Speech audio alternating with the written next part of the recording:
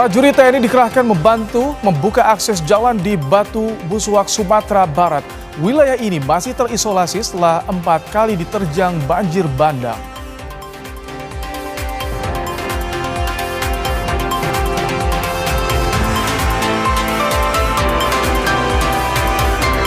Presiden Prabowo Subianto jenguk siswa SDN 01 Kalibaru yang menjadi korban kecelakaan mobil pembawa MPG.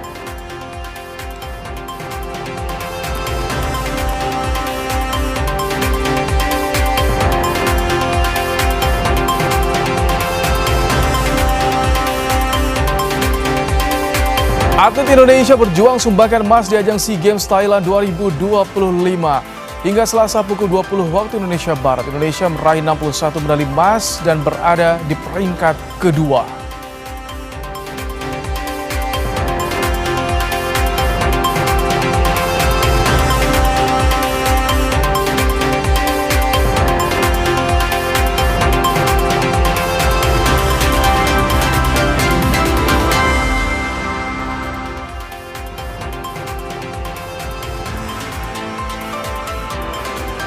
Halo, selamat malam saudara. Anda kembali menyaksikan program Kompas Malam bersama saya, Rahmat Ibrahim.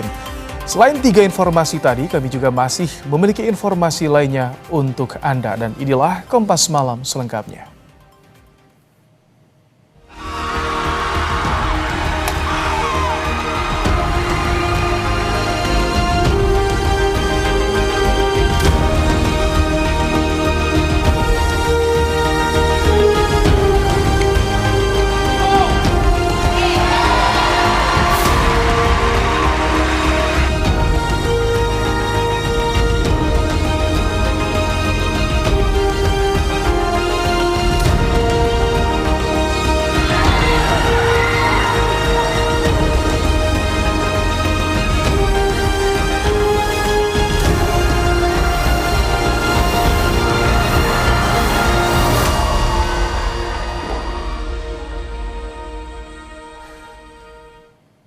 Tim Wushu Indonesia berhasil melampaui target 3 emas di SEA Games Thailand 2025, saudara. Indonesia menyabet 4 medali emas dan 1 perunggu.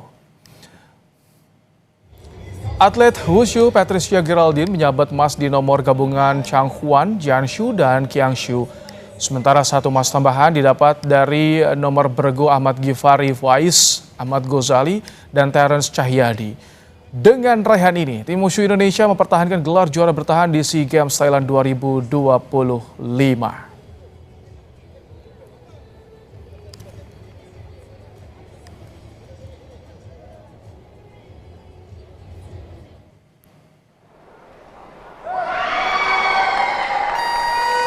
Lifter Rahmat Erwin Abdullah mempersembahkan emas ketiga dari cabang olahraga angkat besi di SEA Games Thailand. Rahmat Erwin Abdullah yang turun di kelas 88 kg mencatat angkatan snatch 160 kg pada percobaan ketiga. Sedangkan di angkatan clean and jerk, Erwin sukses mengangkat beban 202 kg.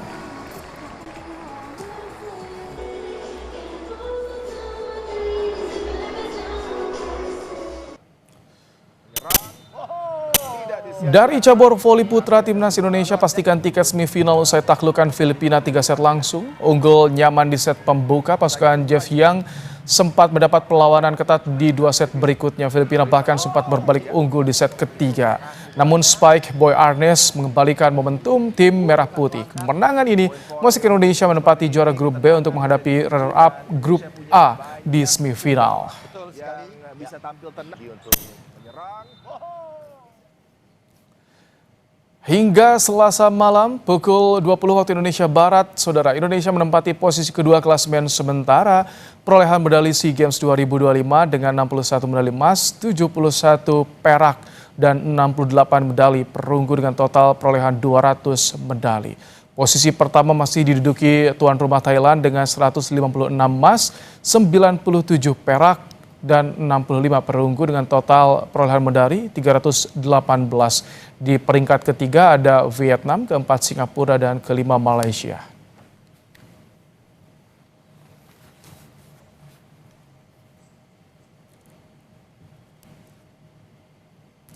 Rizky Juniansyah menunjukkan kelasnya sebagai atlet angkat besi top dunia. Rizky berhasil meraih emas di SEA Games 2025 sekaligus memecahkan rekor dunia. Rizky Juniansyah menorehkan tinta emas di SEA Games 2025. Tanpa halangan berarti, Rizky yang turun di cabang angkat besi nomor 79 kg putra menjabat medali emas, mengungguli lifter Malaysia dan tuan rumah Thailand. Rizky sukses mencatat angkatan 160 kg di snatch, lalu dengan superior berhasil mengangkat beban 205 kg di clean and jerk. Secara keseluruhan, atlet berusia 22 tahun ini mengangkat 365 kg sekaligus memecahkan rekor dunia. Dengan medali emas ini, Rizky melanjutkan hasil positifnya di kancah Asia Tenggara. Ia juga meraih emas di SEA Games 2023 lalu di nomor 73 kg.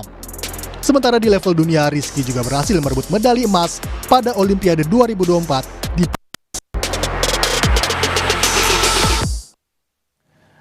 Raih medali emas sekaligus pecahkan rekor dunia. Seperti apa perjuangan seorang Rizky Juniansyah yang menorehkan tinta emas bagi Indonesia? Kita akan tanyakan langsung ke lifter kebanggaan tanah air Rizky Juniansyah yang juga kini tengah ditemani sang ibunda Yeni Rohaini. Selamat malam, Mas Rizky. Ibu Yeni juga sudah bergabung. Malam, Mas. Bu Yeni sudah bergabung. Izin Mas, Ibu sudah istirahat karena kan memang besok harus pagi harus kembali lagi beraktivitas. Oke, Dan juga baik. karena ini juga saya menyempatkan waktu untuk bergabung live streaming langsung Baik. karena malam ini ada agenda buat keluar. Titip salam tentunya untuk Ibunda juga. Tadi kita melihat bagaimana Siap. momen Ibunda menangis. Tapi Mas Rizky, kalau di Asia Tenggara nggak ada lawan ya, Anda superior sekali. Ini selisihnya sampai 30 kg total angkatan. Gimana sih itu momen ketika bisa sahabat emas di SEA Games kali ini? Iya, sebenarnya memang lawan di SEA Games ini kan memang saya bilang kan nobatkan juga berat ya Mas ya. Karena kan memang SEA Games ini juga tidak main-main karena memang di sini ada tuan rumah, ada Thailand, terus maupun ada Malaysia yang memang juga notabene-nya bisa dikatakan bisa bersaing juga di kelas saya. Dan ini di kelas 79 ini yang Thailand itu adalah lawan saya waktu 2021 Mas. Waktu memang 2021 kan SEA Games pertama saya di Vietnam dan saya mendapatkan medali perak dan yang Thailand itu mendapatkan medali emas Mas. Saya kalah dengan dia, makanya saya dengan latihan giat dan maintenance yang bagus saya bisa mengalahkan lagi di Thailand SEA Games Thailand 2025 ini Mas. Ini ada Bertemu lagi. ada Sebenarnya, perbedaan nggak? Ini lawan lama. Oh, lawan lama. Ini ada perbedaan nggak Mas Rizky? Dari 73 kg ya sebelumnya, terus naik ke 79 ya? Iya. Ada perbedaan nggak? Ya, tentunya banyak perbedaan. Satu dari berat badan ya. Berat badan memang agak melambung sekitar 5 kiloan dan di berat badan itu kita memanfaatkan untuk mengandalkan meningkatkan power dan tambah lagi untuk volume latihan ya. Karena memang kita itu di angkat besi itu tambah berat badan itu bukan hanya untuk nambah aja 1 kilo 2 kilo gampang gitu. Tapi bagaimana caranya kita 73 ke 79 itu 1 kilo itu berharga buat atlet itu ya. Jadi 1 kilo itu mungkin bisalah 1 kilo atau 2 kilo. Jadi makanya dengan masuk akalnya kita naik berat badan 5 kilo itu otomatis angkatan harus lebih baik lagi di kelas 73 kg. Oke, ini ada strategi atau persiapan khusus nggak untuk SEA Games kemarin Anda dapat emas, bahkan pecahkan rekor dunia. Ini atas nama Anda juga sebenarnya di kejuaraan dunia ya? Ya, memang strategi khusus tidak ada ya Mas. Karena memang saya tetap maintenance seperti biasa, latihan, istirahat, dan makan. Terus saya juga paling ditambah dengan volume latihannya yang lebih keras lagi ya Mas. Karena memang kan dengan saya memecahkan rekor itu tidak main-main Mas untuk latihannya. Karena memang saya di 205 itu sebenarnya masih di bawah rekor latihan ya Mas. Karena memang rekor latihannya itu bisa lebih dari itu Mas. Ini udah SEA Games dapat emas, rekor dunia juga pecah. Target ke depan bagaimana? Apakah benar snatch-nya ingin dipecahkan juga rekor dunia snatch? Iya, memang kemarin itu memang keputusannya dengan dari pribadi saya sendiri itu pengen memecahkan rekor snatch ya Mas. Karena kan memang rekor snatch oleh kawan saya sendiri, oleh lawan saya juga dari Egypt, itu Abdo Younes, dan kemarin dipecahkan di Islamic Solidarity Games ya, di Turki 166 ya. Karena memang kan standar rekornya 165. terus dia pecahkan menjadi 166. Memang kemarin saya juga ada rencana untuk memecahkan di 167 atau 170, tapi saya tidak diizinkan oleh pelatih karena memang untuk apa gitu loh. Karena kan memang ini kelas juga akan berganti lagi, ya Mas, ya, tahun depan akan berganti lagi, 79 itu menjadi 75. Tapi kemarin memang saya kondisinya lagi fit dan lagi baik ya Mas ya, dari segi latihan maupun istirahat maupun dari makanan, karena kan memang saya tidak dijaga atau tidak overweight gitu Mas ya. Tidak overweight seperti 73. Jadi kemarin saya memutuskan coba deh saya penutupan akhir tahun ingin mencoba memecahkan rekor di angkatan clean and jerk dan total gitu Mas. Karena memang kan clean and jerk itu adalah total pribadi saya Mas. Total pribadi saya waktu di 4D di Norwegia 2025 bulan lalu, dan total itu memang kemarin sudah dipecahkan lagi oleh Egypt itu, tapi saya pecahkan lagi kemarin sekitar 3 kilo Mas, 362 menjadi 365. Oke. Sekali lagi kami ucapkan selamat kebanggaan bagi Indonesia. Anda seorang Rizky Junasa bisa meraih medali emas di SEA Games Thailand 2025. Terima kasih pahlawan kebanggaan Siap, tanah air. terima kasih. Terima kasih Mas. Dan usai jeda saudara, ada sosok nih atlet cilik Mikaela Shanumchaya jadi atlet termuda Indonesia di ajang SEA Games 2025 Thailand. Kami akan ajak Anda untuk mengenal lebih jauh usai jeda di Kompas Malam.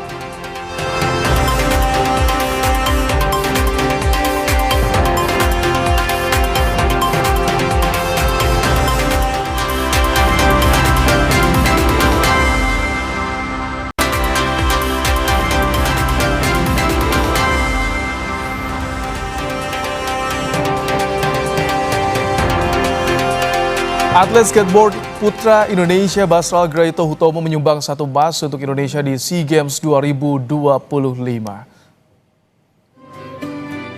Basral tampil apik dalam babak final nomor street putra. Percobaan terakhirnya berjalan mulus tanpa terjatuh, mencatat skor 166,67 poin dari kombinasi nilai best run dan best trick. Basral finish teratas dan berhak atas medali emas.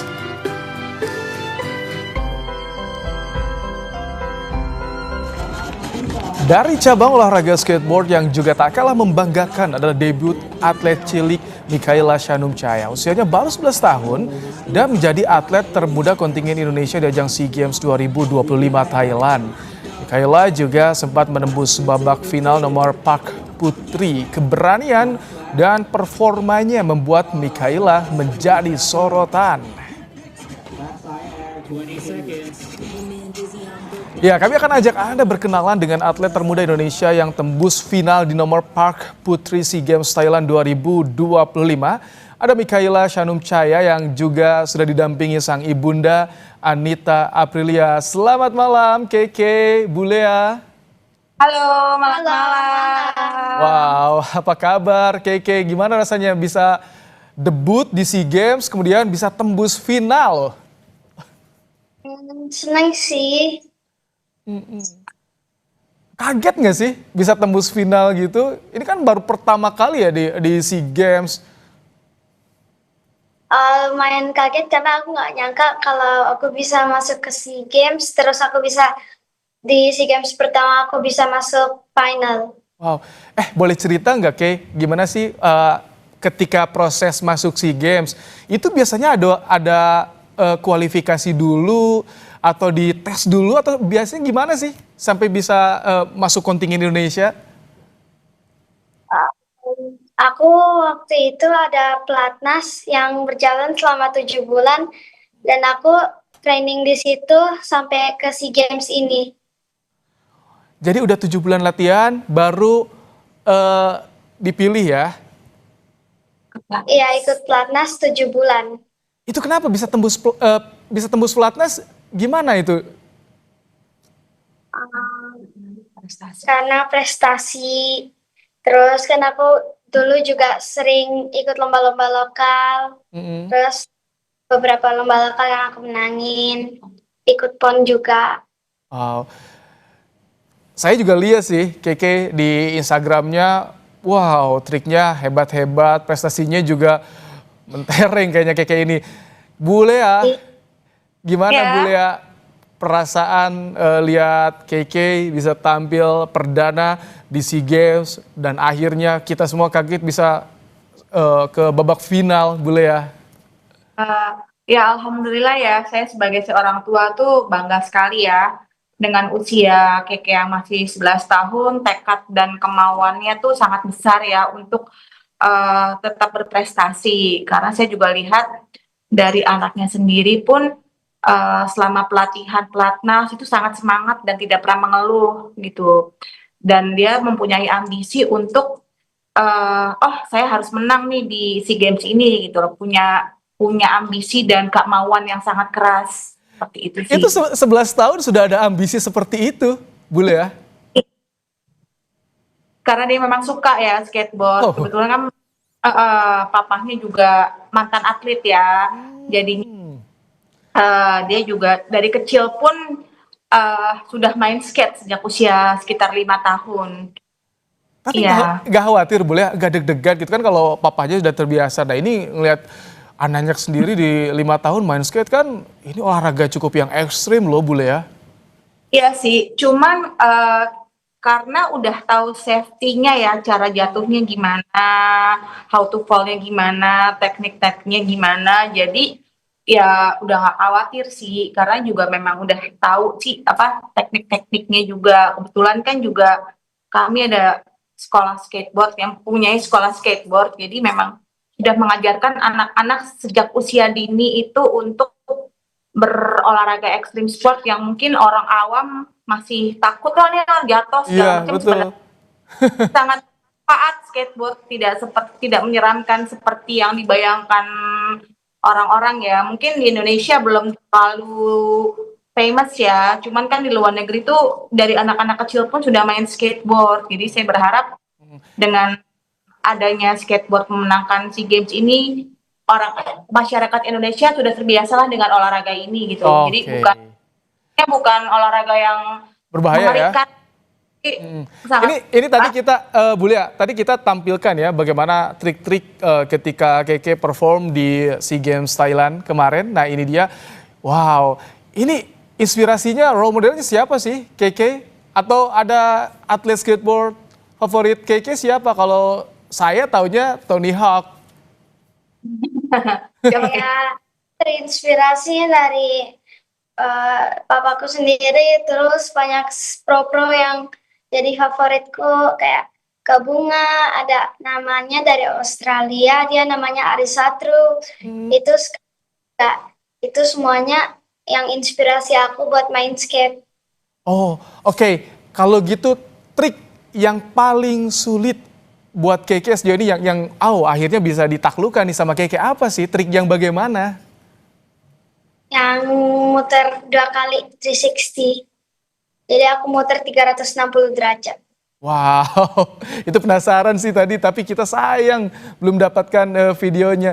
Tapi sekali lagi saya ucapkan terima kasih Bulea, Keke, selamat untuk debutnya di SEA Games Thailand. Semoga ke depan Keke bisa terus berprestasi dan juga mengharumkan nama Indonesia. Terima kasih ya, sukses selalu Keke. Sama-sama.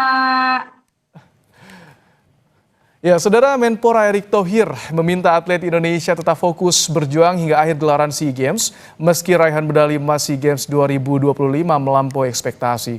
Sementara itu, Presiden NOC Indonesia Raja Sabta Utahari menilai selain kerja keras, kenaikan nominal bonus juga jadi motivasi ekstra bagi atlet yang telah berjuang.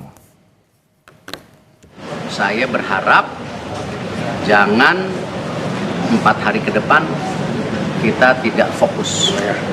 Ya, ini masih ada 4 hari, 16, 17, 18, 19. Sampai titik penutupan, ya, saya meminta kita harus fokus, konsentrasi, semua cabur, atlet tetap memberikan yang terbaik. Jangan melihat angka hari ini, ranking hari ini. Ini bukan pragmatis ya, tapi ini adalah bagian dari semangat yang dirasakan oleh para atlet, perhatian yang begitu besar dari Bapak Presiden terhadap peningkatan prestasi. Usai jeda kami juga hadirkan yang juga masih menjadi sorotan di Kompas Malam, saudara, demi membantu sesama.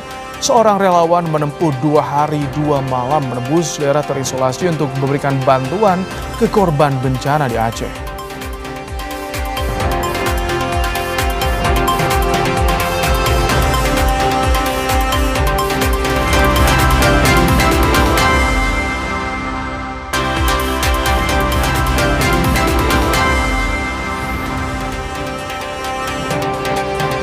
Jiwa sosial relawan terketuk melihat kondisi korban banjir bandang di Aceh Tamiang.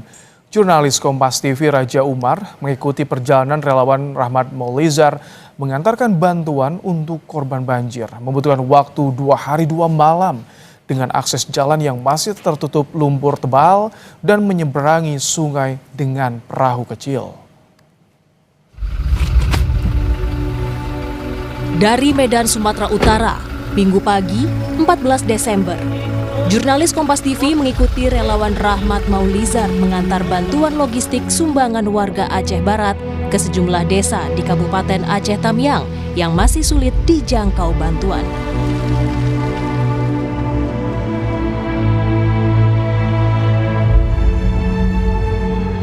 Bantuan diantaranya kelambu, kain sarung, perlengkapan mandi, minyak goreng, telur, susu, popok bayi, dan pembalut. Menjelang malam, relawan tiba di Desa Sunting, Kecamatan Sekerak, Aceh Tamiang. Jalan berlumpur menjadi tantangan. Logistik bantuan harus dibawa manual berjalan kaki. Bukan hal yang mudah. Sesekali relawan terjerembab saat melewati lumpur tebal. Daerah ini merupakan salah satu yang terparah dilanda banjir bandang hingga setinggi atap rumah. Warga sempat terisolasi selama sepekan. Selain jalan tertutup lumpur, belum adanya penerangan membuat kondisi semakin sulit. Relawan pun memutuskan menumpang bermalam di pengungsian bersama warga terdampak karena tak bisa meneruskan perjalanan sambil mengumpulkan energi.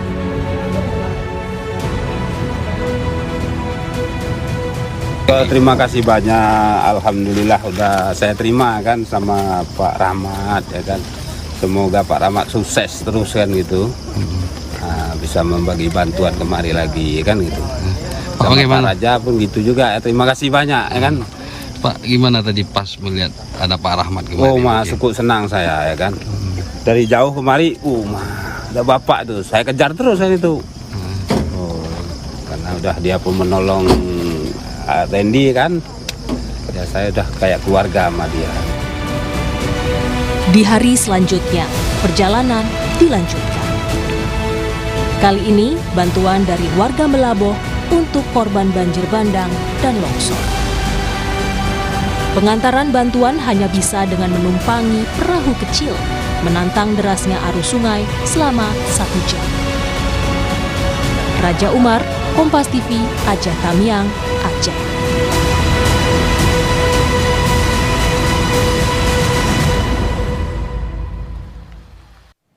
Saudara, sudah bersama kami relawan Rahmat Maulizar yang berjuang berhari-hari melewati jalur ekstrim untuk menyalurkan bantuan kepada korban banjir bandang di Aceh. Selamat malam, Bang Rahmat. Selamat malam, Mas. Tentu kami ucapkan terima kasih untuk kontribusinya menyalurkan bantuan logistik bagi yang membutuhkan di Aceh. Kami juga menampilkan beberapa kali mengikuti liputan Anda bersama dengan jurnalis Kompas TV, Raja Umar di sana. Apa yang membuat Anda tergerak, Mas Rahmat, untuk menyalurkan bantuan untuk korban banjir di Aceh? Ya, terima kasih Mas Ibrahim. Saya tergerak hati karena dulu saya juga pernah menjadi korban tsunami pada tahun 2004. Dan sekarang sudah saatnya kita bantu warga-warga yang terkena dampak banjir bandang yang dahsyat di Aceh, Sumatera. Saya lihat perjalanan Anda itu gak main-main, banyak jalur yang terputus total, bahkan Anda harus bermalam di rumah warga yang saat itu juga tanpa ada penerangan, tanpa ada listrik, Mas Rahmat. Iya, memang perjuangan luar biasa. Kita menempuh hingga sampai ke titik tujuan. Karena di sana desa yang terisolir dan desa sebelumnya desa tertinggal pasca sebelum banjir. Gitu, Mas. Mas Rahmat bisa cerita nggak ketika Anda sampai bisa bertemu dengan warga yang akan Anda beri bantuan saat itu? Kondisi mereka bagaimana? Saya membawa bantuan ini sumbangan dari warga Melabu, dari teman-teman di Melabu, dan untuk kompor donasinya saya bawa hingga satu mobil penuh, dan dari Melabu Subuh Salam itu jalanan normal, dan sampai di Subuh Salam kita terjebak macet hingga 9 jam. Dan kita lanjut lagi siangnya bermalam di Medan dan selanjutnya ke Aceh Sembiang. Di sana saya punya keluarga, yaitu ada keluarga Senyum yang sebelumnya juga sudah dioperasi bibir sumbing. Jadi saya mendapatkan informasi bahwa desa pedalaman di Aceh Sembiang itu ada desa Sunting dan desa di desa yang tertinggal ya. Jadi di sana saya ditemani langsung, dijemput langsung oleh korban banjir bandang yang di pedalaman dan membawa saya untuk ke atas untuk kita salurkan. Rata-rata mereka belum mendapatkan bantuan. Gimana? Rata-rata mereka belum mendapatkan bantuan selama beberapa hari. Ya, bantuannya minim terbatas karena akses jalan terputus dan jembatan tidak bisa dilalui. Karena dari Aceh Sembiang, Kuala Simpang menuju ke desa yang kita tuju tadi, itu mencapai 3 hingga 4 jam untuk kita tempuh ke dalam. Itu belum kita menyeberang ke desa Sekera itu menaiki perahu kita hampir 6 kilo, kalau waktunya hampir 1 jam. Wah, artinya ini sangat jauh sekali, di tengah jalur terputus juga ini menjadi tantangan. Anda kan kalau kita lihat di visual mengantarkan juga menggunakan mobil, BBM-nya gimana, Mas Rahmat? Ya, BBM alhamdulillah karena kita kemanusiaan dimudahkan oleh SPBU, karena di mobil ada tulisan aksi kemanusiaan, jadi untuk BBM mengisian itu dimudahkan. Tapi stok BBM-nya di sana di beberapa SPBU di Aceh misalkan yang jalur yang Anda lalui itu banyak yang tersedia atau masih langka? Oh, kalau untuk BBM di sepanjang kita jalan melewati itu antrian panjang, panjang. Tapi kita ada stok Gregen, kita isi cadangan untuk stok di jalan. Baik, Mas Rahmat Maulizar, tentu diharapkan cerita yang Anda sampaikan ini bisa menginspirasi kita semua untuk membuka matanya, bisa membantu sesama di Sumatera dan juga Aceh yang hingga kini masih perlu bantuan. Terima kasih Mas Rahmat Maulizar untuk waktunya di program Kupas Malam. Silakan. Ingin menyampaikan sedikit. Kondisi saat ini di Aceh Sembiang itu sangat membutuhkan bantuan pihak kita semua untuk dibantu salurkan bantuan ini, infrastruktur semuanya, tolong dibantu.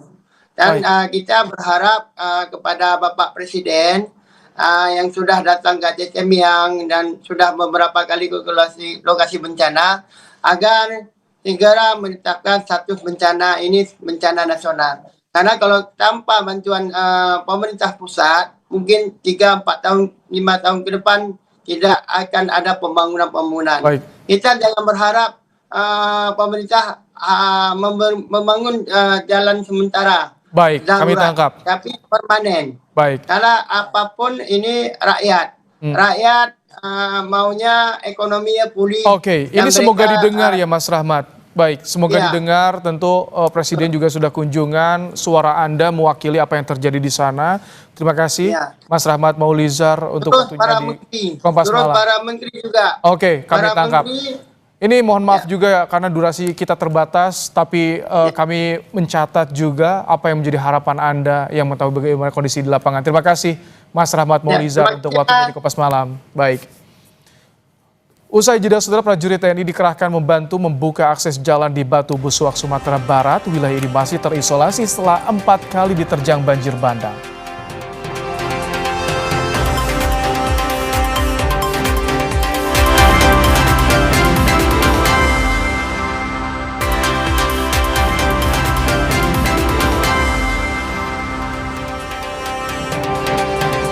Jalur darat yang masih terputus akibat bencana membuat warga membantu menyeberangkan ambulans di sungai menggunakan rakit.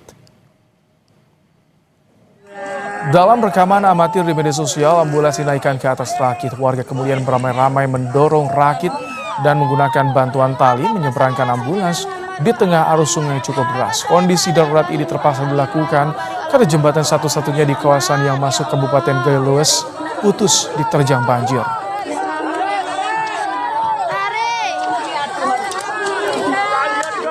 Personel TNI dikerahkan membuka akses jalan di Batu Busuak, Kota Padang, Sumatera Barat. Daerah ini masih terisolasi setelah 4 kali diterjang banjir bandang.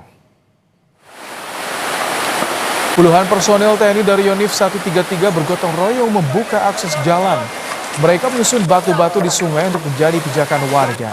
Jalan darurat yang sebelumnya dibuat telah hilang diterjang derasnya banjir bandang susulan. Tercatat ada 367 kepala keluarga di Kelurahan Lambung Bukit Batu Busuak yang masih terisolasi. Kalau yang kita butuhkan sebenarnya udah ada sih alat berat, tapi alat berat itu kan dia komandonya lain juga. Jadi prinsip kami itu setiap ada bencana, apa yang bisa kami kerjakan. Sejumlah korban bencana banjir dan longsor bertahan di hunian sementara yang dibangun secara mandiri di Batu Busuak, Padang, Sumatera Barat. Warga membutuhkan perlengkapan dapur. Hunian sementara ini ditempati 35 orang termasuk anak-anak dan lansia. Warga kini membutuhkan peralatan memasak untuk memenuhi kebutuhan mereka.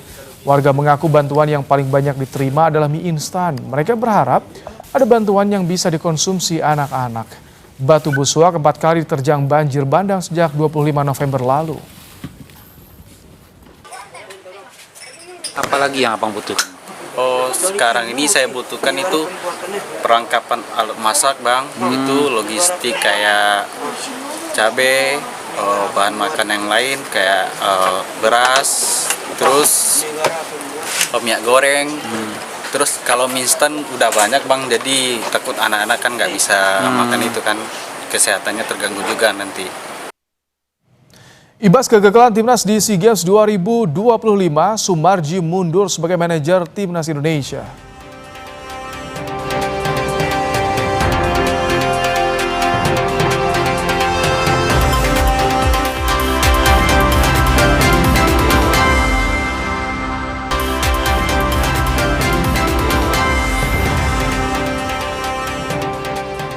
Sumarji mengumumkan pengunduran dirinya sebagai manajer Timnas Indonesia. Sumarji berharap Timnas mendapat sosok yang tepat dan terbaik. Keputusan tersebut menyusul hasil minor yang diraih Timnas U22 Indonesia di SEA Games 2025. Sumarji mengembalikan tugas dan tanggung jawab kepada Ketua Umum PSSI. Sumarji berharap Timnas mendapat manajer yang paling tepat dan ikhlas mendampingi Timnas Indonesia. Sumarji kini akan fokus di Badan Tim Nasional. Saya akan menyerahkan tugas dan tanggung jawab saya sebagai manajer Timnas, baik itu manajer Timnas senior dan juga kelompok umur, termasuk di situ di dalamnya ada manajer Timnas SEA Games. Saya akan menyerahkan tugas tanggung jawab yang saya emban selama ini kepada Ketua Umum agar supaya berkaitan dengan manajer Timnas ke depan dicarikan sosok yang paling tepat, paling ikhlas dan paling tanggung jawab, ya, terbaik lah. Presiden Prabowo Subianto menjenguk siswa SDN 01 Kalibaru yang menjadi korban kecelakaan mobil pembawa MBG di Rumah Sakit Umum Daerah Koja, Jakarta Utara. Kedatangan Presiden Prabowo disambut warga dan tenaga medis di RSUD Koja. Presiden juga sempat menyapa warga di rumah sakit sebelum menemui korban di ruang PICU. Dalam kunjungannya, Presiden Prabowo didampingi Sekretaris Kabinet Teddy Indrawijaya dan Kepala Bagian Dadan Hindayana. Saat ini ada 5 korban yang masih menjalani perawatan di RSUD Koja dan 1 di RSUD Cilincing, Jakarta Utara.